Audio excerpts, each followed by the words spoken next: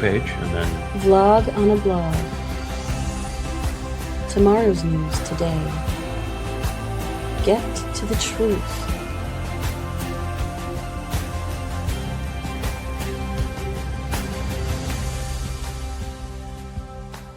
Listen, learn, live. Visit us at YAHOWAH.com. all right, here we are. We're back again. I think we got a cogent message in on why Elon Musk is funding Donald Trump and keeping him out of jail so that he can torment the rest of us. So we'll pick this program back up. You can see we are on my X page. That's me and my beautiful wife. That is the back deck of the home that you all have seen on numbers of shows. It is pretty amazing here that we have 32,000 posts on X for a grand total of 1,952 followers. Thank God we're not looking for followers. As a matter of fact, I think since Grok decided that he was going to improve X by ignoring what the users had chosen in terms of following.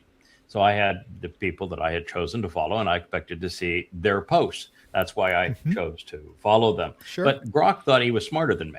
And so it's Grok who decides what you get to see in your feed. And of course, you use X by responding to the posts in your feed, which should be filled with your followers and not with numbskulls that you are rebuking. But that's not how Grok runs X anymore. And we wouldn't even be on X because it just became a cesspool. And back at the time, we were way over 2,300 on X. And it just began to cascade because they said, there's just no point in this. What a waste of time. And unfortunately, at the time, there was still, a decent ability to use Facebook. And then Facebook, after Zuckerberg had his Rose Garden meal where he was sitting at the right hand of Donald Trump, Facebook just fell apart. Facebook now is completely useless. Where X is mostly useless, Facebook is completely useless. And we can't even transfer information from it to a blog. And you just constantly have to create new accounts because Facebook's thought police will down an account for you criticizing something they served you in a feed. I can say, that post that you gave me in this feed is wrong for all the following reasons. And then they'll suspend my account for the post that they gave me. And so you just say, okay, the stupid is just way too stupid here. So anyway, we're currently on X, although we stream this program live to half a dozen Facebook accounts, Rumble, Odyssey, and X, and others. So it's pretty well distributed. It's like saying the chicken is raw in a restaurant and then them kicking you out and still making you pay for the meal. It's like, what? You're trying to kill me here? Yes, my crime was telling you that the chicken that you're trying to serve is not a chicken.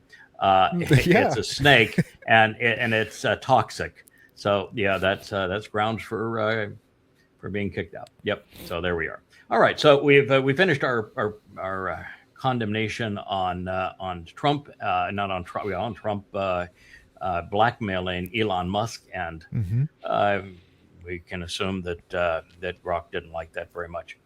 Well, Trump's not going to like this very much. Here's a woman. I don't know if she's a congressman or a representative. I think she's a representative. Sarah Jacobs is her name.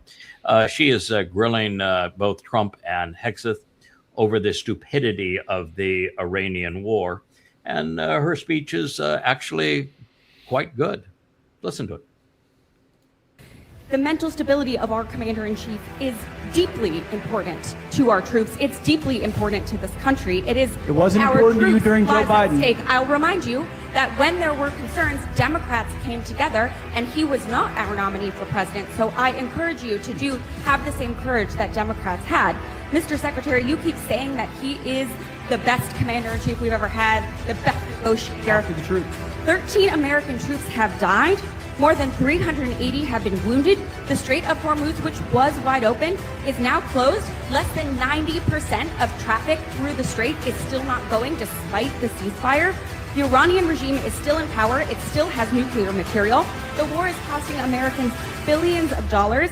And Mr. Secretary, if you think that this is what winning looks like, then maybe we should be questioning your mental stability. Maybe you are the one responsible for this failure, and the president should think about replacing you.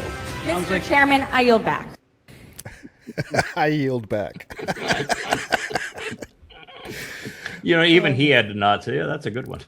That's a good one. Yeah, he was a clown during those whole hearings, by the way. I'm just stunned that he was able to connive the Congress into approving the doubling of the defense budget so that we've gone from $500 million up to 500 billion to 1.5 trillion now in defense spending. And he was so belligerent, such an a-hole during the whole thing, and so obnoxious. It's stunning that it was approved. And narrowly and sadly approved. Anyway, I think this was a pretty decent earwhacking of hog's breath. Oh, and her point stands. I mean, she had 5 points that were spot on via the Iran war. But for them to be able to continue to come out and say we're winning, the American people they're getting sick of winning so much, and gosh, Iran's on the phone trying to surrender to us all the time. I mean, her point stands. Is Mr. Hegseth says, if you're going to come out and say this, then we should probably question your sanity. I mean, not probably, definitely. Yeah. Yes. Yeah. Or just honesty, integrity. Oh, for sure. All right. So this next is that the Iranians have a public pronouncement that they said they took out another 3 and damaged another 2 F-35s. That'd be the most expensive piece of military equipment the U.S. Operates, and their strike on Jordan. Of course, the U.S. Department of Defense, which is known for lying and lies about everything. And I can assure you that's the case. I took the time to investigate the first 500 deaths in Afghanistan and Iraq. And I can tell you that on every single fatality, the Department of Defense lied.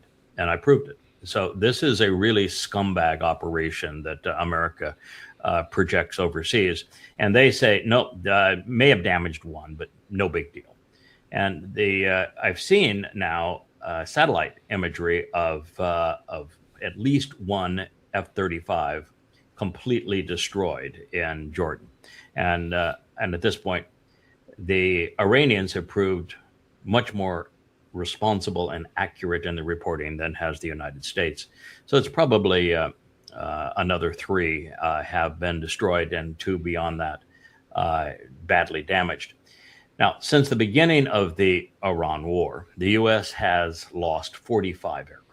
Now, this includes F-35s, F-15s, A-10s, and air tankers, as well as AWAC aircraft. The Congress Resources Report documented, and it was published, of course, before this successful strike this week against the U.S. in Jordan, reveals that during Operation Epic Fury, the U.S. military had already lost these 42 fixed-wing or rotor-wing aircraft, and that the losses include F-15 Strike Eagles. Now it's got to be 4 of them, 4 F-35 light-wing fighter aircraft, at least 1 or more A-10 Thunderbolts. They had 3 Hercules aircraft. Those are the propeller aircraft that C-130s that we saw destroyed in the desert trying to recapture Captain Uranium. And they didn't even bother to count those, and well as the helicopters that were downed on that, but they didn't bother to count. The inventory in the U.S. Defense Department is a real problem. Anyway, they have 2 MC-1301 Special Operations aircraft, an E-3 Century AWACS aircraft, and all manner of very expensive drones. It's been a really disaster for America. Well, they lost the Apache pilot over the Strait of Hormuz that they had to go pop out of the water, right? So yep, that's another one that. Mm-hmm. Oh, it's just on and on. Yes, and Trump obviously failed math, and so did Hegseth. Maybe he was drunk at the time that class took place. So they're clueless, and they lie more often than they tell the truth. So all you can tell is that it's been an absolute waste of American hardware. So here we go. Wharton cringes every time Trump says that's his alma mater, doesn't it? I mean, the entire staff, the deans, all of them, they just close their eyes and go, no, no, no, no. Wharton Business School. I mean, for the guy to fail math of all things, it's like... Yeah, well, Daddy made a gift, so there he goes. Oh boy, the Black Plague. They have really been in the news here recently. This is the scum of scum. I mean, all you can do to save Israel is just tell them to fumigate the Black Death. Judaism is going to be the end of them. Judaism has become parasitic and obnoxious. And if Jews don't disavow Judaism in a hurry, it'll be the end of Jews. Well, they don't understand Zionism. First of all, they don't understand what Zion means. Yeah, I mean, that's their first issue. The second issue is they're not thinking ahead because they're in New York here with a Muslim mayor who is open to, destruction of Israel, kill Jews. And here they are saying, yeah, that's a good thing. Let's Israel's bad. They're not going to have any place to go. I mean, where are they going to go from New York? You're suggesting that the religious ought to be smart? Well, okay. Shame on me. You can't be religious and be smart. So, no, they're just the Black Death. They are absolutely a waste of a human soul. They are completely and utterly worthless, and far worse than being worthless. They're a great negative overall on Israel. And unfortunately, Judaism is associated with Jews, and so Jews are tarnished with the same brush as you would correctly tarnish this scum. That's the Black Plague right there. No sense of self-preservation. I mean, even a fish will jump back out of the boat into the water. It knows where these, someplace safe to go. These guys aren't even thinking that far ahead. No self-preservation. No. They're so warped that their view is that if something tragic happens to them, it is God's will because he views them as so worthy that they could endure the test. And if something good happens to them, it's a reward from their God. Wow. That's a little circular reasoning there, but that's their view of life. I don't understand Hashem then, that's for sure. Yeah, it is for sure. Well, here is the deal. The Bible has no contradiction. Oh, really? Then why goody action? Yes, why? There's actually 5 volumes of this. Why did I cover maybe 10% of them, and it's 5 volumes that average 600 and 700 pages each, just outlining the contradictions. There are so many contradictions that I could have written 50 volumes pointing them all out. There is not a single accurate citation of the Torah and prophets in your New Testament. The man who wrote the first 14 books admitted to being demon-possessed, and he is nothing but a con man. There is no evidence whatsoever for there being a Jesus. He is nothing but the product of counterfeit. Even your term, holy, means diseased in Hebrew, and Bible means to confound and confuse. I mean, you've got nothing. It is, if you were to remove the contradictions, falsehoods, and flaws from the Christian New Testament, you wouldn't even have a page left. What? We just started with the title. We didn't even have to open the book in it. We destroyed the damn thing. Yes.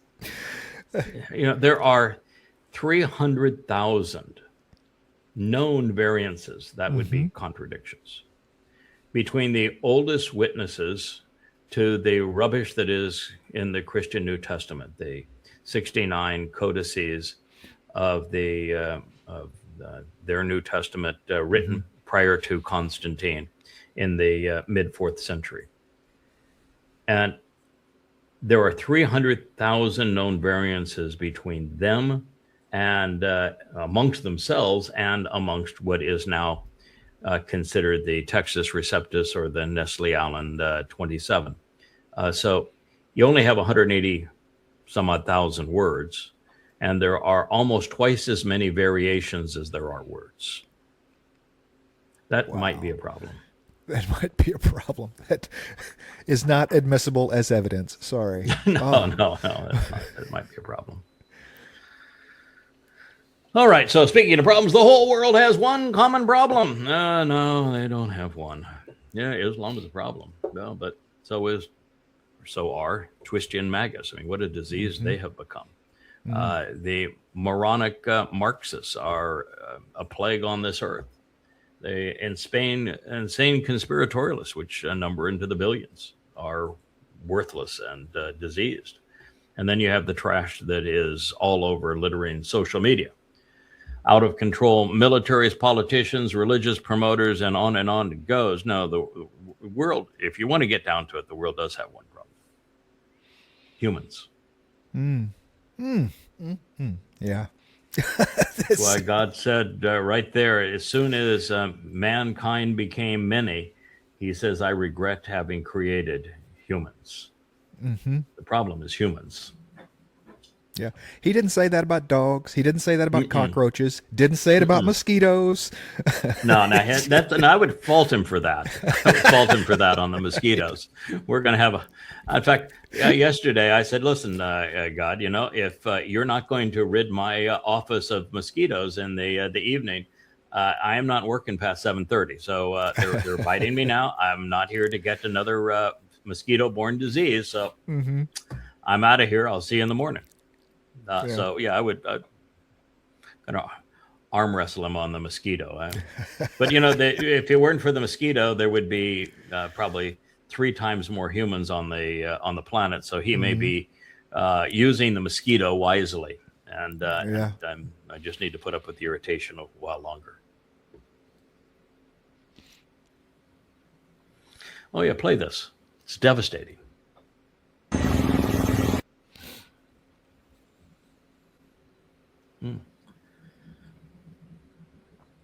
Devastating. This is Dr. Malouf. Devastating footage from Gaza following 3 years of war. Look what Israel did. Oh, well, never mind. This is what Assad and Hezbollah did and Iran did in Homs, Syria. Oh, well. But, hey, it's Muslims killing Muslims, and nobody seems to care about that. Right. Just from that shot, when I first saw it, I knew it wasn't Gaza because it wasn't piles of buildings. I mean, the Muslims are pretty good at shooting out the windows and stuff, but they're dropping buildings. It's a little outside their purview, But that is the difference. Is that these buildings are uninhabitable and have been destroyed in terms of being habitable and. A lot of it was chemical agents and everything else that made the area uninhabitable. But if you look at Gaza, it's flat. Oh, piles. Because flattening Gaza was destructive for Israel. Not that the Muslims didn't deserve it, but it still was damaging to Israel. That's why I'm opposed to it. The other thing that blew me away about these pictures is we have concrete buildings, right? I mean, these are modern concrete, some of these suckers are 10 stories tall, right? No paved streets. All the streets are dirt. There was one highway that I saw, and everything else was dirt. And I'm like, you guys can afford the concrete, but you can't lay down some tarmac? Oh my gosh. Yeah, Islam has been debilitating for a very long time. If it wasn't for the West figuring out a use for the black ooze that's underneath the sands in the Middle East, and then figuring out a way to extract it, and then figuring out a way to refine it, and then figuring out a way to distribute it, and the Muslims, which are private estates with flags, nationalized those assets, and then America did the deal where with the petrodollar, we provide the military to assure that those dictators maintain their control over their assets so long as they price all oil in dollars so that we could go off the gold standard and spend ourselves into oblivion and bankrupt the nation was the scheme. If it weren't for that and the fact that they can then bribe workers who are all slaves because they lose their passports and they're given a pittance of what they were, then there wouldn't even be this in the Middle East. They'd still be living in tents and riding camels. So Islam has been exceedingly depressing on development.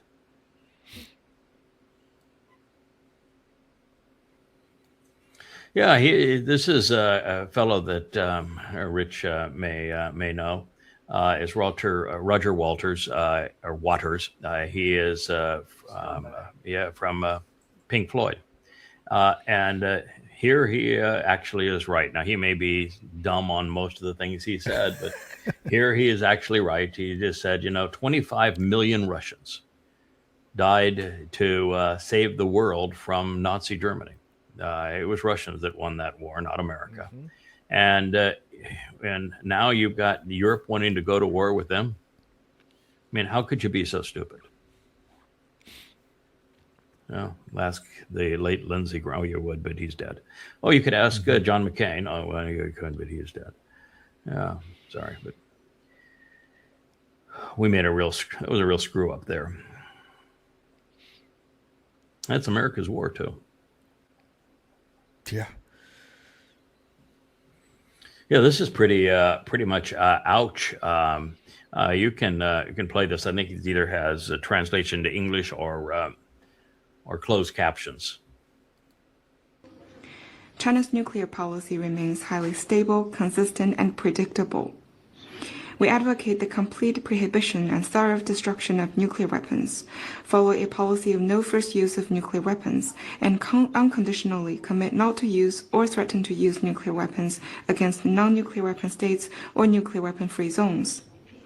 China follows a nuclear strategy of self-defense, keeping its nuclear capabilities at the minimum level required for safeguarding national security, and does not engage in any form of nuclear arms race.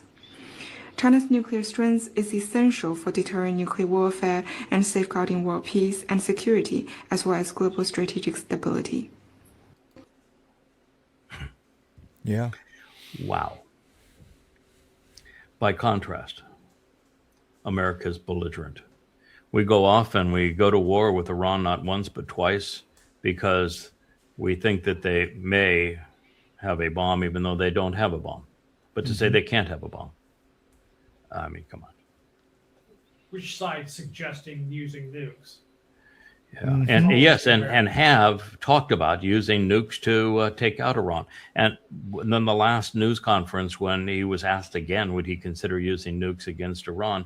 He says, I don't have to because we've already destroyed Iran. It's not that he wouldn't, not that he had anything against it. He says, no, I don't have to. I've already destroyed the country.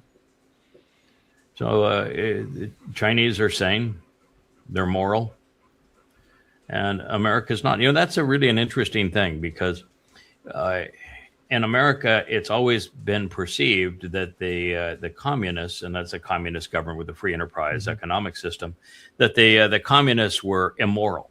That's the whole purpose of Kennedy's moon race. Godless we can't let the godless commies beat us, and so that's why we expressed all of the money. That's the only reason we're even contemplating have bases on the moon again, is the Chinese are planning on doing it, and we're dead set against them beating us to the moon.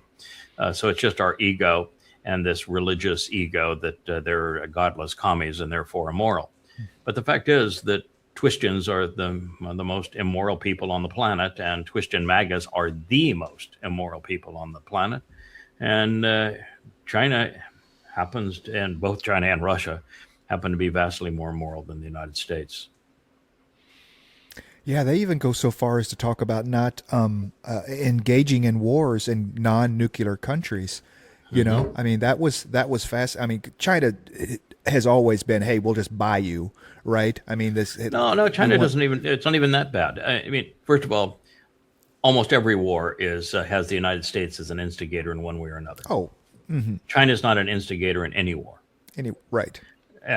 The same thing is largely true with Russia. They're not an instigator of war. They're the victim of war, particularly now this Ukraine conflict. But the United States is the the overall belligerent one, and we can't seem to refrain from toppling governments and starting wars. And you think about the most insane of all is Lindsey Graham and John McCain, Victoria Nuland, et al. Overthrew the popularly elected Ukrainian government, and then, which was pro Russia, then gave them lots of money through the IMF, defrauding America in the process. And then McCain and Graham went in, and they're on video telling the most Nazified of their militias, your war will be our war. We'll give you all the weapons you need to go off and kill Russians. You ought to start in the Oblast in the east and go kill a bunch of Russians. We want Russia severed. We want Russia torn apart. We'll give Russian you the civilians. Yeah, civilians, we don't care. Just go kill some Russians. And nobody was able to think that, wait a minute, they have the most nuclear weapons of any country. So let's say that you were successful and you killed enough Russians to destroy that country. How are they going to respond? Nuclear war. And if you fail, then you killed a lot of people for nothing, which is what has actually happened.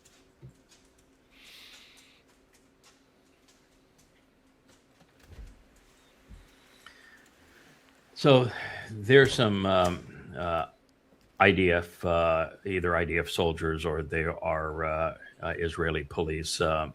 Anyway, they're walking down the street and they're being pursued and spit at and having things thrown at them by the Black Death. You can roll the tape and let people see.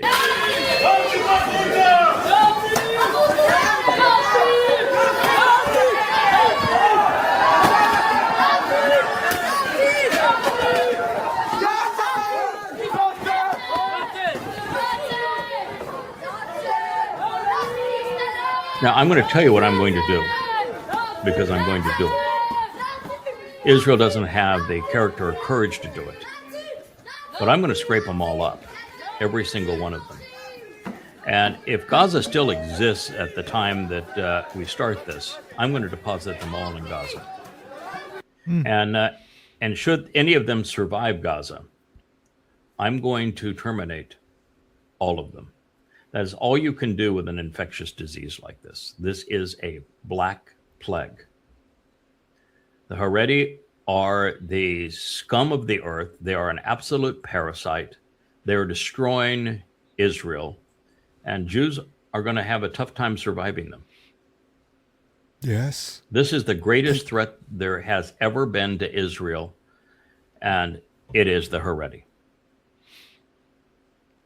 They're yelling Nazi. I was trying to find a Hebrew word that was Nazi, that go away, something. No, they're yelling Nazi at two dudes in kippahs. I mean, these are they're IDF soldiers. They're there to protect them from Muslims that want to come cut their head off and rape them, and they're yelling Nazi at them. May they do so. And may they do so. God. These are subhumans. And at least this poster says, I have no desire for unity with them. Correct. I have no desire for reconciliation with them. Correct. I have no desire to fund their education, because they don't have education. It's just nothing but indoctrination and rabbinic lore. I teach them how to behave. He has no interest in doing that either. I wish them only misery, and I want them out of Israel. I agree. Now, the difference between her, and I'm glad she said this, because there's not enough Israelis saying this, is that beginning in 4 years from now, Passover, 18th of April, 2030, I'm going to have the ability to do as she is requesting. Now, whether or not she turns to YAHOWAH and listens to me based upon the authorization and the power I have been granted to do this, that's another story. Now, that's what I really hope she does. And so we'll see. But between now and then, at least it's encouraging to see that someone in Israel is right about the Haredi. They are a parasite that is destroying Israel, and they cannot be integrated. They cannot be salvaged. And Israel's in a terrible position now because they represent such a unified voting bloc. The only way to vote the Netanyahu coalition out of power is to partner with the Muslims, with Ram. And you have to view Ram as less dangerous to Israel's survival than the practitioners of Judaism. It's gotten so bad that the Muslims are less lethal to Israel's survival than are the most orthodox and fundamentalist practitioners of Judaism. That's something that you should wake up and deal with if you're an Israeli, or if you're a poster on X or Facebook or any place else.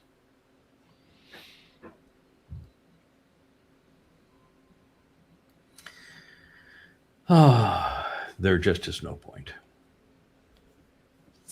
The leaders that are part of a state that is unified in the most overtly satanic of all religions, Islam. In Islam, there is no distinction between Allah and Satan.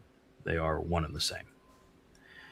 And you don't think so, then read the 5 volumes that I have written called Goddamn Religion, based entirely on the Quran and the Hadith, putting the Quran in chronological order and setting it into the context of Muhammad's life. I prove it overwhelmingly. Well, I don't have to prove it. Muhammad and Allah prove it. So, you know, you can smirk, and he is a fairly smooth-talking Muslim. But the very fact is that his religion is overtly satanic. And he knows, therefore, that you can't trust Satan. And Donald Trump is Satan. So there is absolutely no purpose whatsoever for Iran to ever negotiate with Donald Trump again. And it's unlikely that they ever will. And the double proof has been that triple proof, when they were negotiating a little over a year ago, Trump attacked them in the middle of the negotiations. Then they were negotiating again, this time with Oman, and Trump bombed them in the middle of those negotiations.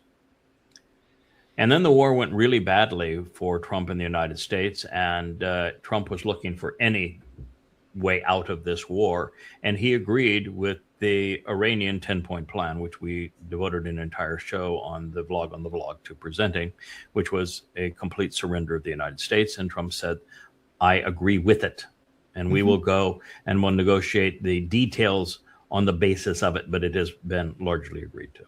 And then he went overseas and said, maybe he actually read it and said, well, I can't sign this, so goodbye. Then shortly thereafter, after failing again and again and again, he signed at Versailles the Memorandum of Understanding, which was an even more detailed and overt surrender by the United States. And then he had people read it and said, you know, you just surrendered, idiot. How do you win the war and you surrender like this? This is worse than the original treaty at Versailles in terms of the United States. I mean, this says, boy, not only did I lose, I'm really stupid. And so he immediately went against the deal so he could start the war up again. And now he's begging for a solution. But after you've agreed, after you've bombed them twice while in the middle of negotiations, after the third time when you're negotiating, Trump gets, and he said on air, I'm going to kill the negotiators and I'm going to bomb the country so they have no place to go back to. So now you've got 3 times that he's done this, and you have 2 agreements that he has said, I agree, this is the end of the war. We have come to terms, and he reneged on both of them. and he tore up the original agreement. So you got 3 agreements that have been torn up by Trump, and 3 times in the middle of negotiations, he tried to kill the negotiators and destroy their country. So what piece of shit out there, MAGA, or Trump tush talker, is going to continue with the pretense of that they're dying to have a deal, that they will somehow surrender? No, the Trump White House right now is in shambles because Trump can't understand why he can't intimidate Iran into surrendering when, in fact, the only way out of this war is for him to surrender, and he can't deal with that. And he's just having a conniption fit. And when you see the smirk on this guy's face, it's because that was the intent. That was the intent. They're taunting Trump and the United States. You're going to have to think through this. What are the reasons? The why question again. Why would Iran risk their entire economy, go 2 decades or more under complete international sanctions, be restricted in every possible way, be kicked out of SWIFT, have anyone who wanted to buy their oil sanctioned? Why would they endure that? And continue to enrich uranium to 60% fissile purity, which means that you're within days of having nuclear bombs and having enough nuclear material refined to that level to have a very sizable arsenal of bombs, nuclear bombs. Why would you do that? I mean, you don't have a nuclear program to boil water, which is what a nuclear reactor does, because that's only 3 to 5% fissile purity, and they went to 60 that we know of. And probably now it's at 87, which is the fissionable level. Why would they do that? There's only one answer for why they would risk it all for that. They were taunting the United States and Israel into doing what they did. So you'd say, why would anybody taunt somebody into this? Well, we're right back to the Gaza situation where Sinwar bloodied Israel's nose, knowing that it could taunt Israel into destroying Gaza, and that by destroying Gaza, Israel would be destroyed. And Israel played right into that scenario. And the same thing is true now in Iran. Iran's never going to use a nuclear bomb against Israel. Right. They want to own Israel, to bludgeon Israelis. They have no idea. It's not their thing to drop a bomb on Israel. The whole nuclear program was to taunt Israel and the United States into what they did. And you say, well, why again? Why would you do that? Well, look what this war has done. It's taken Iran from one of the 2 or 3 most despised nations on earth to one of the most acclaimed nations on earth. It's taken the United States from one of the most acclaimed nations on earth to one of the most despised nation on earth, and it's taken Israel to the most despised nation on earth. It's completely humiliated America. It's humiliated all of the Sunni Arab fiefdoms around Iran. Big time. It's destroyed America's bases that were controlling and influencing the Middle East. They've been destroyed. It has bludgeoned America, that has been the one that's imposed all of this harm on Iran all of these years. It's payback. And it's changed Iran so that they're the hegemon of the Middle East.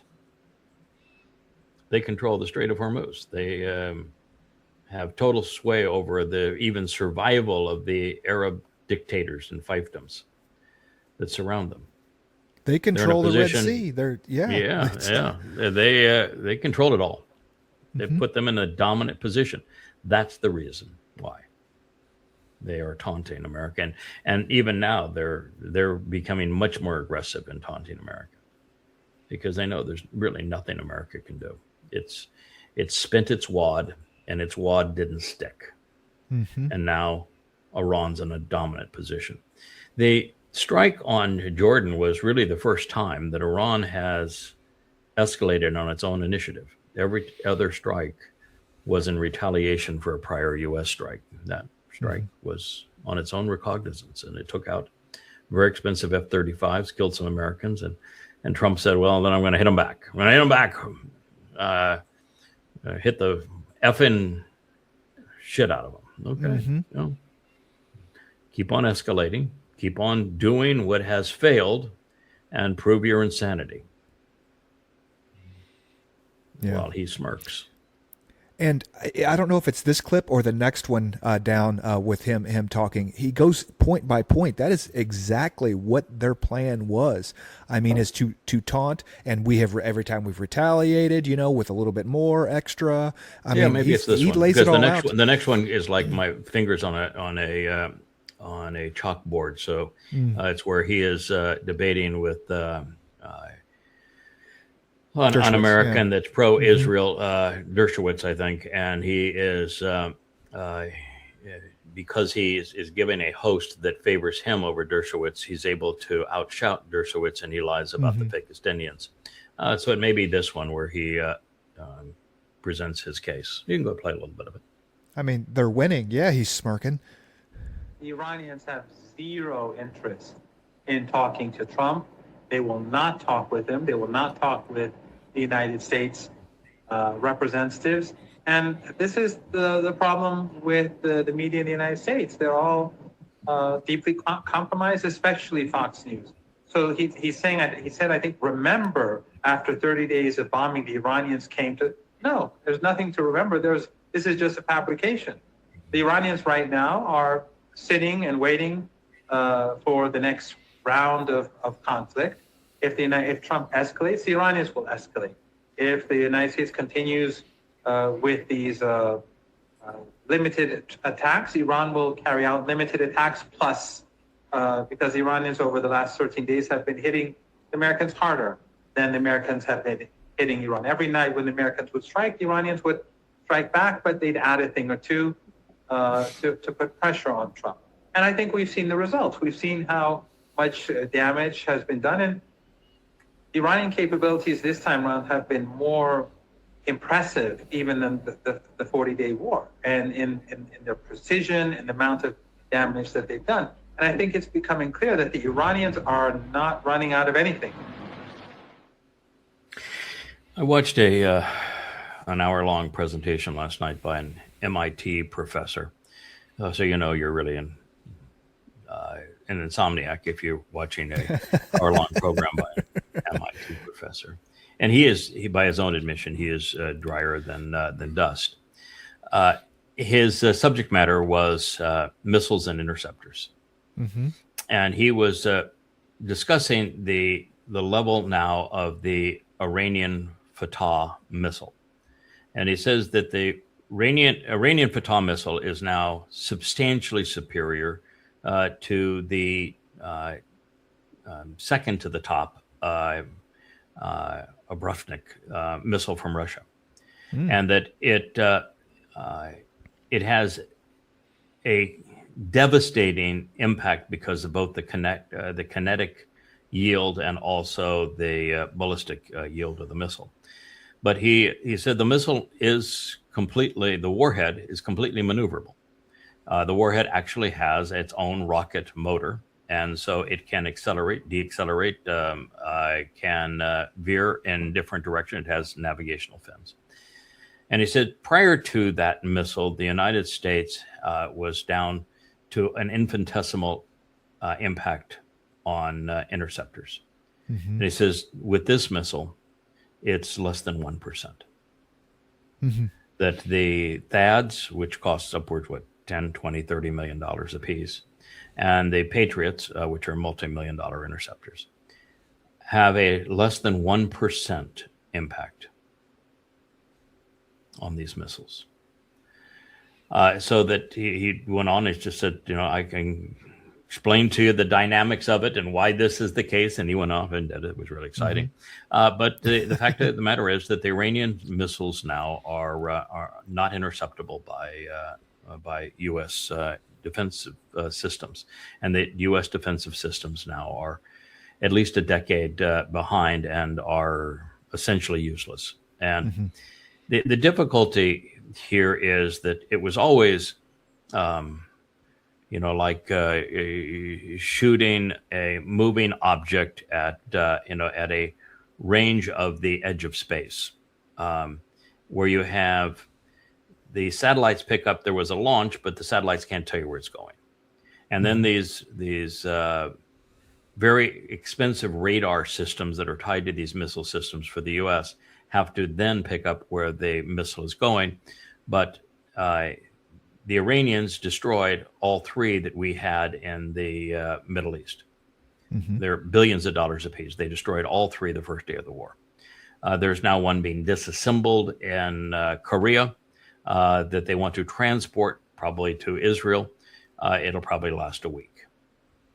And so without that, we don't have any early, the U.S. has no early reporting of where the missiles are going.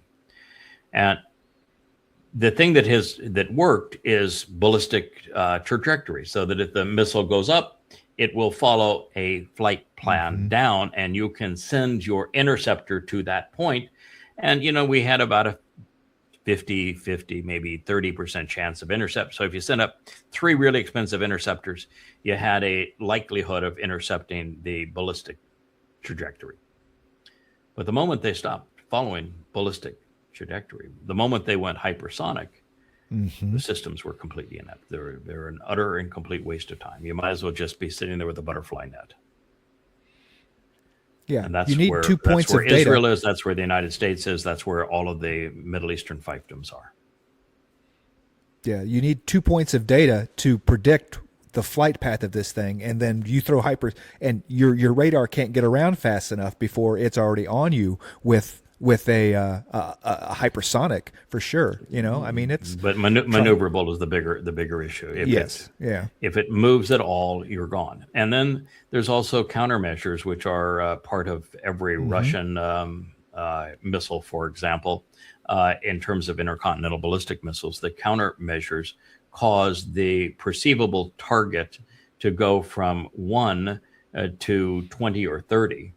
And it's and the one that is the actual target is tiny compared to the ones that are the decoys. And so at that point, we have a 0%. I mean, literally, America has a 0% chance of knocking out an incoming nuclear missile. And in this region, we now have a 0% chance of knocking out the most advanced of the Iranian missiles. And when Trump said that he knocked out all 8 of 8 Iranian inbound missiles, the expert from MIT said the odds that he did that with the U.S. technology is 1 in 100 billion. And by the way, the Chinese and others have satellite imagery that you can look out and say that he lied. Yeah. They impacted. So that's where we are. Yeah, and back to this, the lies. I mean, you're dealing with Satan when the Muslims are the most trustworthy in the room.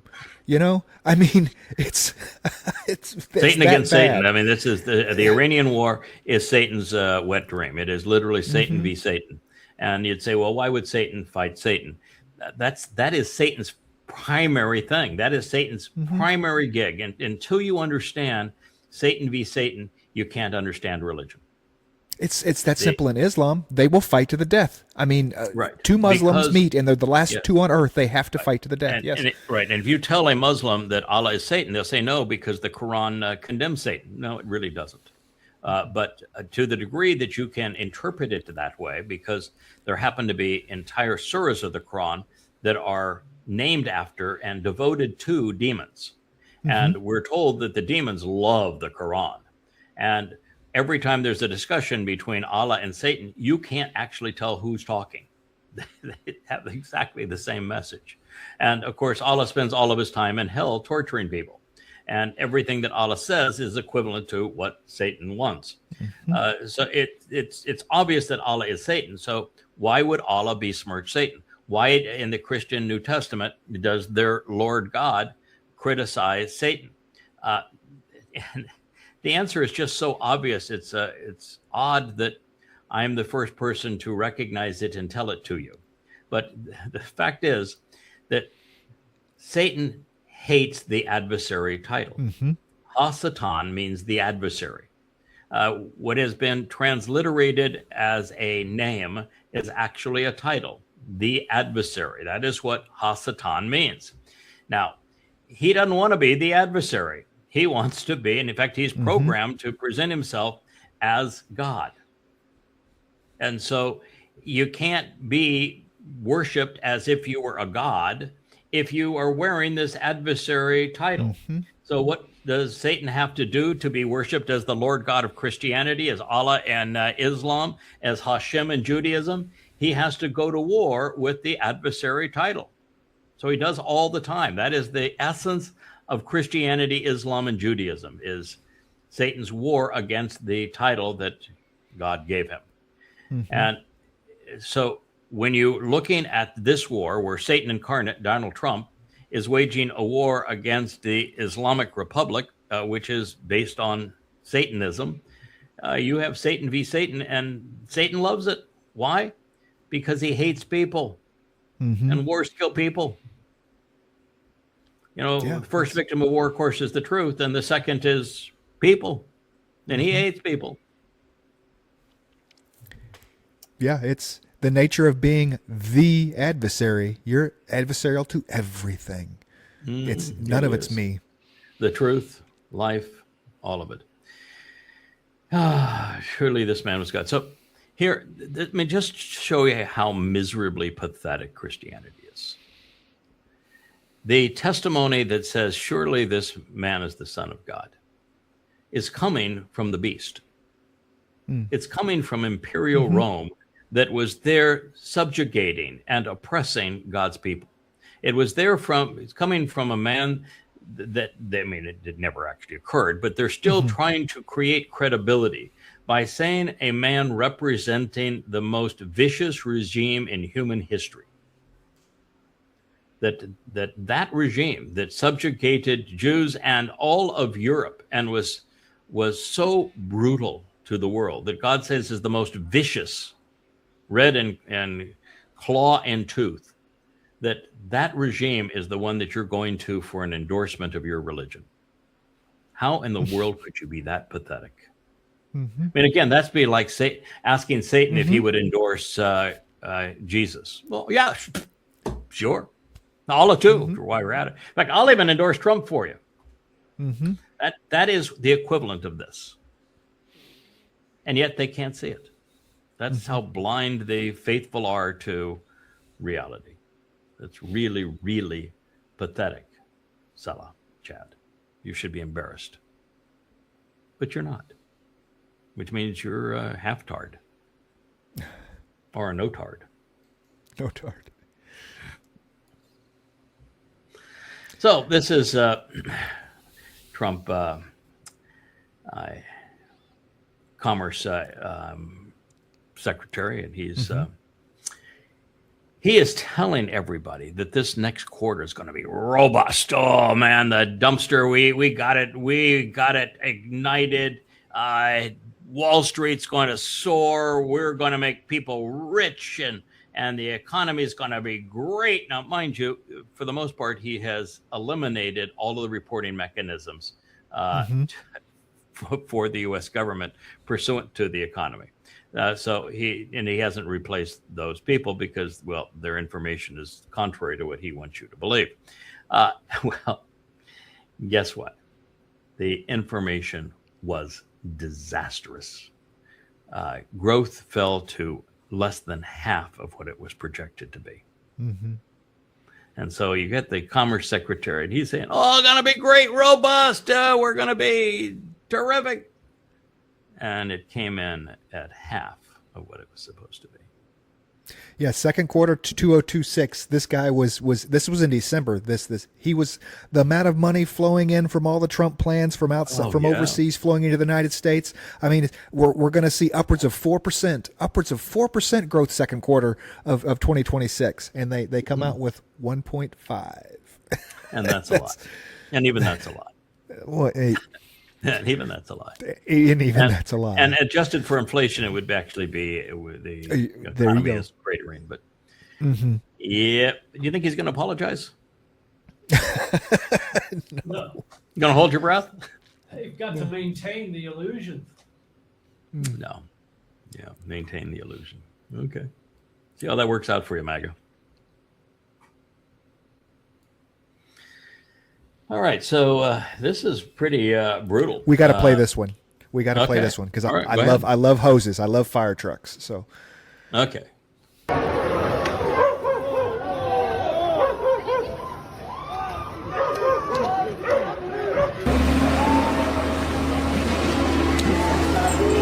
Give them a good clean. Give them a good clean. Scrub them down, baby. Hose down that trash.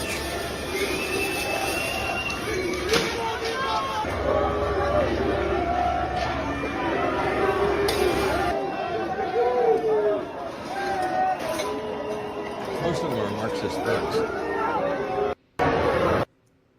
But Germany, of all places, is in the best position to recognize what happens when you blend Muslims and Marxists together.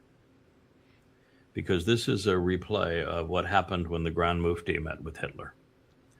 Hitler was the Marxist, the Grand Mufti was the Muslim, and as a direct result of that, the concentration camps became death camps, and 12 million people, 6 million of them being Jews, were exterminated because of the unification of Muslims and Marxists. So Germany knows the consequence of that. Unfortunately, there's no professor in America or Europe that does. There's not a journalist that does, but we do. And we're going to continue to harp on it. Germany is right. This is the very thing that explodes into Holocausts. Yeah, this. But at least we can keep Kevin happy with fire hoses. There's not a better use of a fire. I don't understand. And I don't understand why they're banned. I don't understand why they're banned. It's just water. That could cut through concrete, but it's just water. Yeah, so this is quite the billowing fire. I don't know how much of this is legit, but we know the warehouse was hit. We know that it was went up in flames, and we know that the skies grew dark around Moscow. But I'm here to tell you, Ukrainians, you are looking at what you're going to see in Kiev. You play with fire and you're going to get burnt. And that's what you've done. So what you're seeing here, you will soon see in Kiev. And you will now they're calling this a Russian logistics center. Do you know what a Wildberries is? It's like a Walmart or a Costco, isn't it? I mean, it's their version. It's their version of the largest retailer in Russia. It's a Walmart or a Costco kind of distribution facility, and it even looks like them. Yeah. This is a civilian target. This is 100% a civilian. Well, of course, but it doesn't matter. What matters is that that's what Kiev's going to look like. And if it wasn't for the fact that Russia actually wants the city of Odessa reasonably intact, that's what Odessa would look like. Odessa, at this point, has been nullified. There's no shipping coming in or out of Odessa. It was the place where 90% of Ukraine's produce, its farm produce, wheat, and the other agricultural products, were shipped to the world, and now there's nothing leaving Odessa. There's nothing coming into Odessa, and that's the reason why you saw probably in the news that it was claimed that Russia bombed Poland. Well, that's not really true, but Russia has been now sending its missiles to the border between Poland and Ukraine, because now that they have sealed off Odessa, the only other place where the Ukrainians receive European weapons to go kill Russians is along that border with Poland. And so they're going to have many more overlapping missiles than the one that crashed on its own recognizance there in an open field. It's going to happen a lot here, because that's the only open spot now. Otherwise, Ukraine is surrounded and cut off. It'll be starved. I just don't understand how this isn't a war crime. I mean, it would be like us bombing a Walmart because it carries DJI drones. I mean, I don't understand how this is. Of course, but does it really matter anymore what's a war crime? Well, no, but I mean, the United States has become the worst war criminal in the history of the nation. Does it matter? And the UN's definition, does it matter? No, it doesn't matter. Waste of breath. All right, sir, what do you got? All right. So here's boy, that place is just hideous. I think, oh, God. To see what he's done. Oh, to the Oval Office. How utterly hideous. But here they're claiming that after hours after meeting with Zelensky and then Netanyahu, Trump betrayed Ukraine again, ordering $400 million in congressionally approved military aid to be delayed until 2029. Well, he also did the same thing to Taiwan. And the reason he did it with Taiwan is not only the United States doesn't have weapons to ship anywhere because they've used them all up, is because Xi told his bitch to not butt out of Taiwan, and Trump capitulated. That was how that went down. In terms of Ukraine, it's just this giant hole that you throw shit into, and America doesn't have the weapons to throw shit into the hole anymore. But where this person anonymous is bemoaning Trump not arming Ukraine, I would say, well, even a broken clock is right twice a day. So he actually did something right, even though it probably was for the wrong reason. Yeah, it wasn't exactly. He didn't have the arms to send to Ukraine, so let's delay it till 2029. That's exactly what happened. Yeah, of course. You know, that's why he didn't send them Patriots. He sent them authorization to build Patriots. First of all, the Patriot is no longer useful, and by the time they were to actually build and deploy a Patriot system, the world's going to be over 3 times over. So. Yeah, before they can get the roof on the facility that was going to build a Patriot missile, that war was going to be over. Yeah. Trump at 5 p.m. Netanyahu said Iran was 1 week from a nuke, so we had to go to war. And Arachi later that same day. North Korea has nukes. World's at peace. Pakistan, Russia, China have nukes. World's at peace. But even Israel have nukes. But the notion that Iran's a week away from having nukes, that causes the world to be at war. He thinks there's something wrong with that logic. Yeah, you go justify that. Now, you want to say, well, they're a mad terrorist regime. Well, there's no regime on earth madder or more vile than the Trump administration. So let's go to war and take all of the capability of nukes away from the United States. That would be doing the world a service. Yeah.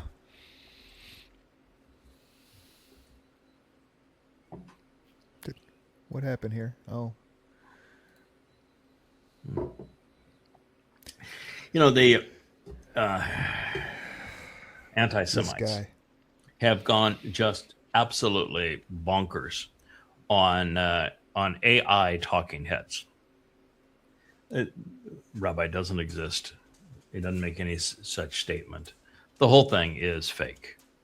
And yet, because they have no point to make, they can't justify their hatred for Jews using evidence and reason. They just make it all up. And while that's deplorable, what's far more deplorable is this shit shows up in my feed. That Gronk is complicit in the deception. And it destroys the credibility of X. Makes X nothing but a racist cesspool. It's deplorable. Gronk should be ashamed if it had a conscience. It doesn't. Musk should be ashamed if he had a conscience. He doesn't. The users of this vile site ought to be ashamed, but they don't have one either. Yeah, watched through this, and there wasn't one discernible like fact or truth in any of it. The entire, not even the ones that we can drop out as a fact and kind of play off the others. Nothing. It was like you say, even the whole video's fake. This guy doesn't exist, and he's going to say we control the world. And no logic behind any of it. Talk about disgusting, though. These people, unfortunately, aren't fake. They're just frauds. I have long said, and I will continue to say, the most vile people on earth are not jihadi Muslims. They're not ruthless and moralist Muslims. The worst and most vile people on earth are Haredi. They're ultra-Orthodox Jews. They are the most vile, worthless, counterproductive force on earth. Judaism is the enemy of Jews. Now, I understand that this is just the most vile sect, but they're large in number. And they're really not that far away from the anti-Zionist, anti-Israel positions of the Haredi in Israel, which dominate Judaism in Israel. And it should be known that God hates them. But he has a nifty black chariot that coordinates with them, and he's going to haul all of them to hell. It's a direct ticket from wherever God finds them. He's hauling every single one of them in the black chariot to hell. And he hates them because they've lied about him, because they've separated his people from him, and because the same scum are responsible for creating Christianity and for Islam. This is the worst of the worst. And here they're raising the flag of Fakistinians. Oh, God. And again, if comes in a time where we're going to have the authority and the power to do this, I would begin by dropping them all in Gaza. Parachute, no parachute, I don't really care. Drop them all in Gaza. Just cut a hole in the fence and let them in. You guys go see how it is in Gaza. See how you like it. No, not see how you like it. Don't really care how they like it. Don't come back. No, it's good riddance. You're out of here. Yeah, might send them.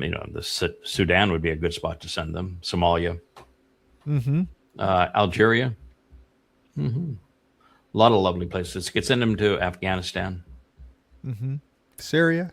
They'd like Syria. Yeah, well, yeah.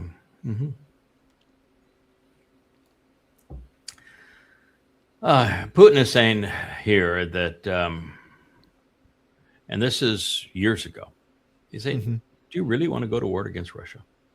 If you're in France, your government wants to go to war against Russia, but do you want to go to war against Russia? I mean, have you thought this through? Why would you want to do that? And he says, no one ever wins a war. Everyone always loses.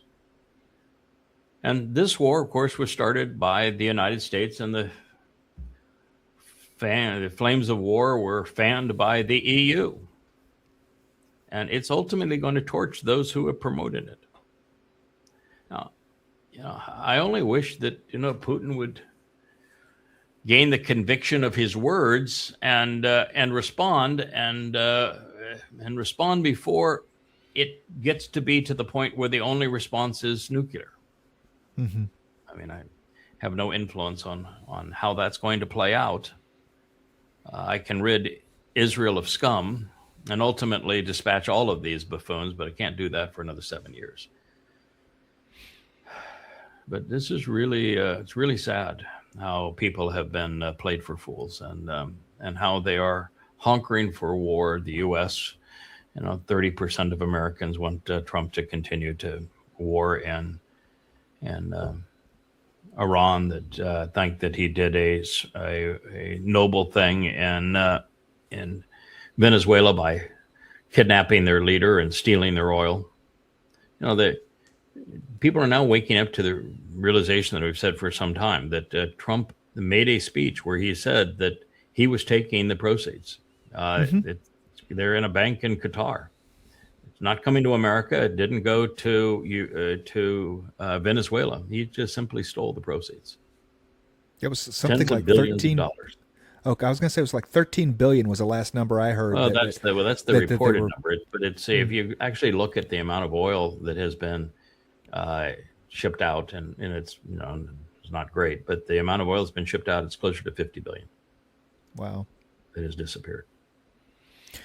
And the other thing in this video, it goes on, because this is a much older video, like you said, he talks about how in the 90s and the fall of the ruble and the fall of the Soviet Union and everything, how Russia really thought that they were going to be able to reach out and be a part of Europe at that time, Right. And all they have ever wanted was to sell Europe cheap gas. Cheap energy. That's all they've ever wanted. It was to be, you know what I mean? Russia was never trying. They want to do business. They want to have, they didn't much like the Napoleon situation. They didn't much like what the Germans did to them.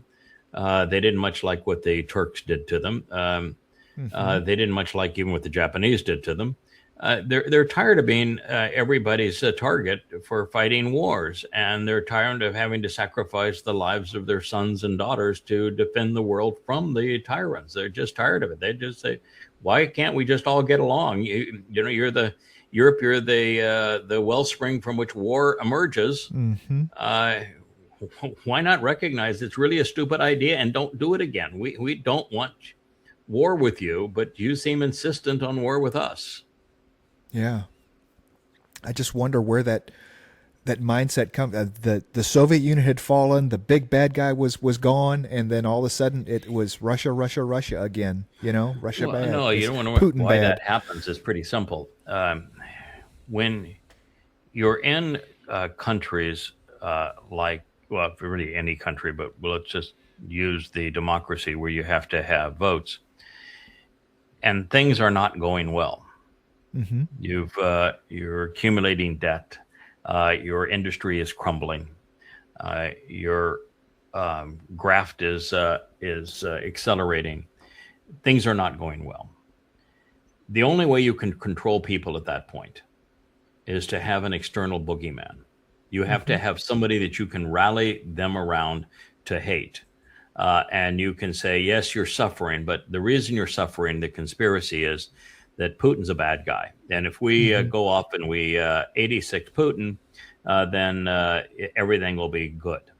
Iran's a bad guy. So we can 86 Iran, everything will be good. But the reason that the world's a mess is because of Iran. And we're the good guys that are making the sacrifice to go off and take out the boogeyman.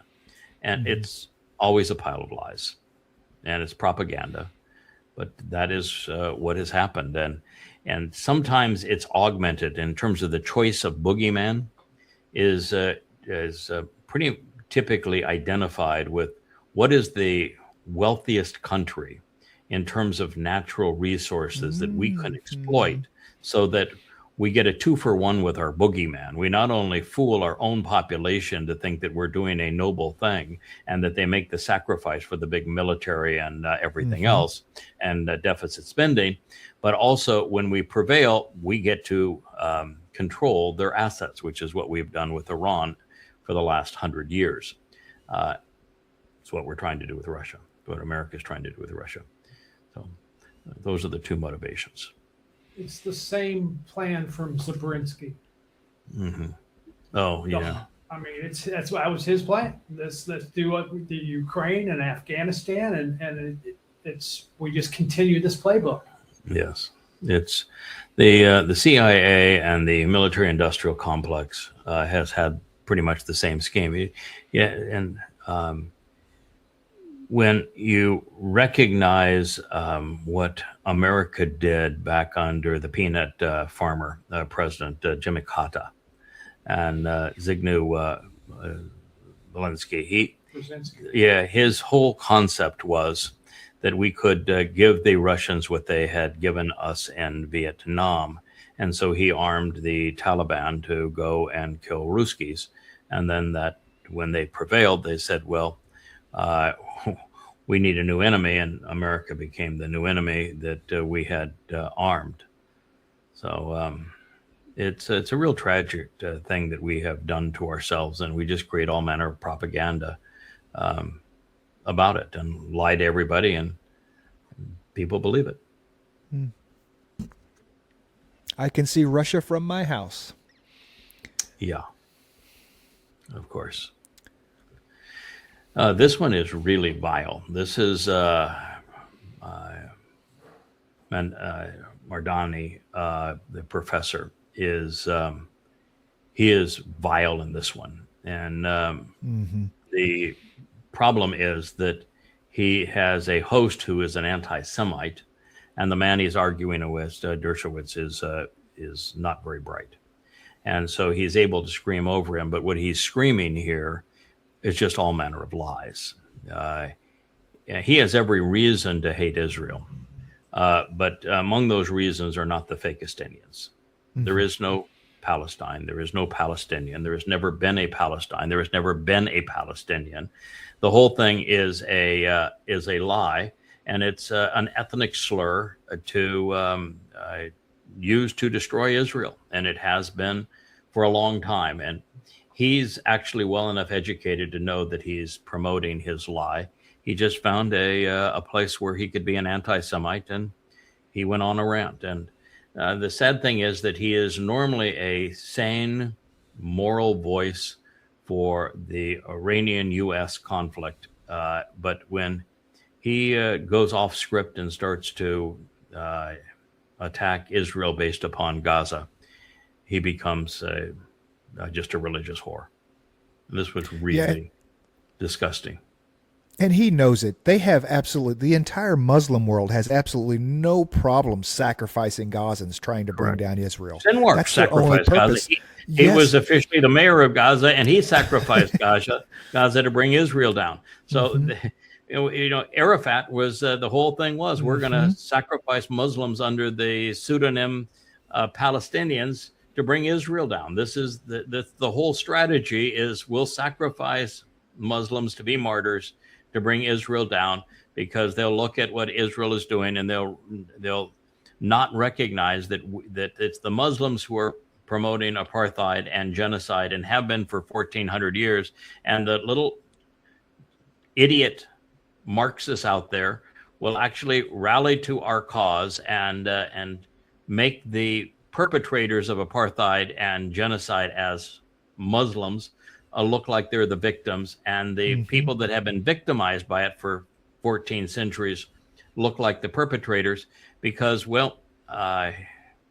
people are very easy to fool, and they can be played for fools, and no one takes the time to learn the truth. So here we are, and that's why the lie prevails.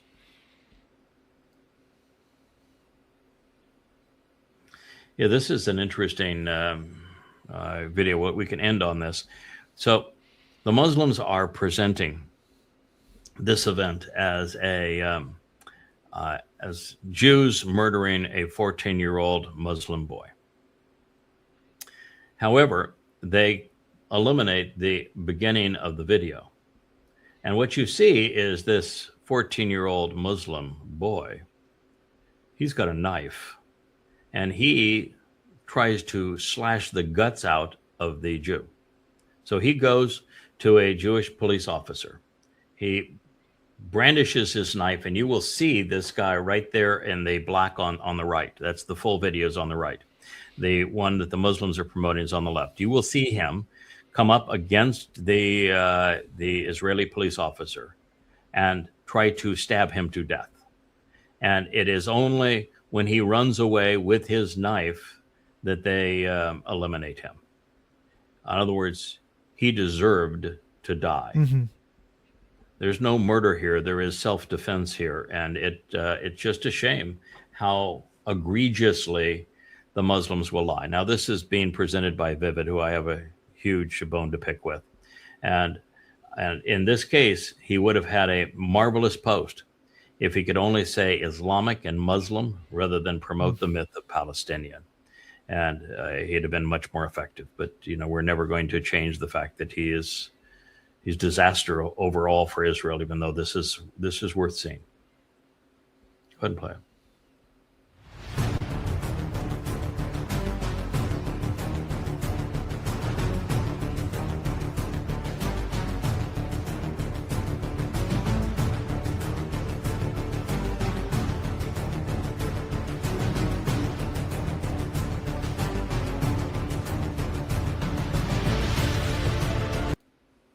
Yeah, tried to stab Israeli police, and who knows where he's running off to with his knife. I mean, to stab someone in a car, someone at a bus stop, Yeah, you're not going to let somebody like that do it again. And the problem that Israel's had over the past, too, if you try to commit murder and you are religiously motivated to kill Jews because you're a Muslim, you can't be put in prison because they'll kidnap Jews to trade them for Muslims. You cannot do that. So you either have to kill them on the scene or you have to put them to death. And in this case, the video is so obvious you don't even need a trial here. Just eliminate them. But so long as Islam exists, there's going to be no peace in Israel. Gaza Wood, the Pallywood saga, that's somebody that I chose to follow. Unfortunately, I don't get their feed anymore, but it was probably one of the best pro-Islamic sites. And the person that ran it was quite open to communication. I would comment on their posts, and they would come back with a response. But it's a shame that Gronk has so screwed up their algorithms that they no longer allow you to see those that you tried to follow. All right. Well, we've just gone over a little less than an hour and a half. It's a shorter show. We're going to try to shorten it from here out. By way of other projects, I'm really close now to finishing Volume 4 of Coming Home, which is Bashar Herald. I've made a complete edit pass through it. I have two or three chapters still that I'd like to send out for editing, but I've added all the superscripts to it. And right now I'm just updating some of the commentary and translations of Yeshayahu Isaiah 30, which is just really profound. And even more profound, it's one of those things where, I only translated this 6 months ago and said, wow, that's one of the most amazing prophecies we have ever read. And you can go through it now based upon what we've learned in the last 6 months.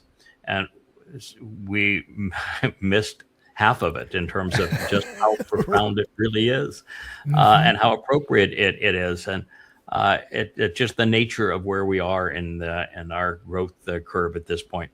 But anyway, that's where I am. As soon as we do that, I'm going to give it to the team one more time to do a quick edit pass through.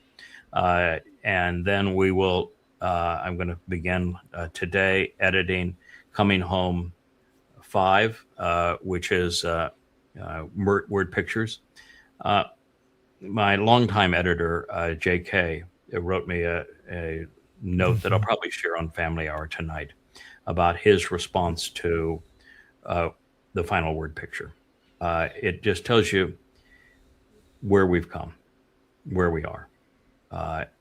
And it really is sensational. And so I'll share that tonight. We're going to have a Dr. Jeff and Kirk presentation of Dr. Jeff's Mad Magazine version of Sigmund Freud as a bit of a skit tonight, something to look forward to. We're going to play again Luminaries, because that is our topic.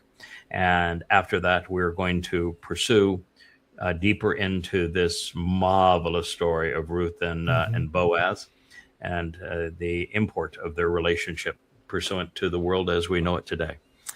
So that's what's we're pursuing throughout this evening. So look forward to seeing you at 6 o'clock Eastern this evening on Family Hour of the YAHOWAH Vlog.